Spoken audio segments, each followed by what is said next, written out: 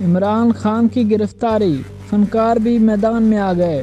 عدنان صدیقی اور مایا علی سمیت بہت سے فنکاروں نے پاکستان تحریک انصاف کے چیئرمین عمران خان کی ممکنہ گرفتاری کے سلسلے میں لاہور میں ہونے والے پرتشدد واقعات پر غم و غصے کا اظہار کیا ہے۔ پولیس اور رینجرز کی جانب سے عمران خان کو مسلسل تیسرے روز گرفتار کرنے کی کوششیں کی جا رہی ہیں، لیکن کئی گھنٹے گزر جانے کے بعد بھی اسلام آباد پولیس زمان پارک سے عمران خان کو اب تک گرفتار نہ کر سکی۔ گرفتاری کی کوشش ناکام بنانے کے لیے عمران خان نے پاکستان تحریک انصاف کے کارکنوں کو اپنی رہائش گاہ زمان پارک پہنچنے کی کال دی تھی۔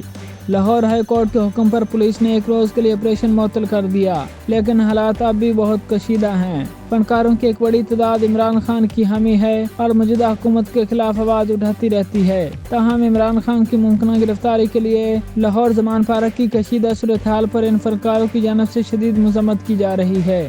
اداکارہ کوڈو نے کہا کہ دعا ہے کہ اللہ تعالی عمران خان کی حفاظت کرے اور پاکستان کے لیے ان کی کوششوں کو کامیاب کرے۔ جیسے عمران خان کے ساتھ سلوک کیا جا رہا ہے، کوئی بھی اس کا مستحق نہیں ہے۔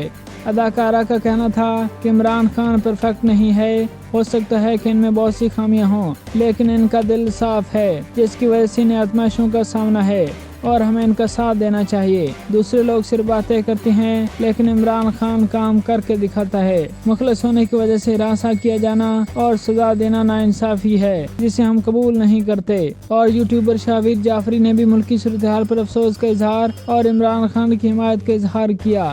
اداکارہ مریم نفیس نے پنجاب پولیس کی جانب سے لاٹھی چارج اور شیلنگ کی مذمت کرتے ہوئے کہا کہ یہ آپ کے لوگ ہیں، یہ آپ کا ٹیکس دینے والے ہیں، آپ ان کے ملازم ہیں۔ اداکار اور گلوکار فرحان سعید نے بھی اس حوالے سے عمران خان کی حمایت کا اظہار کیا۔ انہوں نے ٹویٹ کرتے ہوئے لکھا کہ قوم کے سب سے پسندیدہ اور مقبول لیڈر کو اپنی قوم سے دور رکھنے والے سن لیں، ایسا کرنے سے آپ اس قوم کو ہمیشہ کے لیے ایک ہجوم بنا دیں گے۔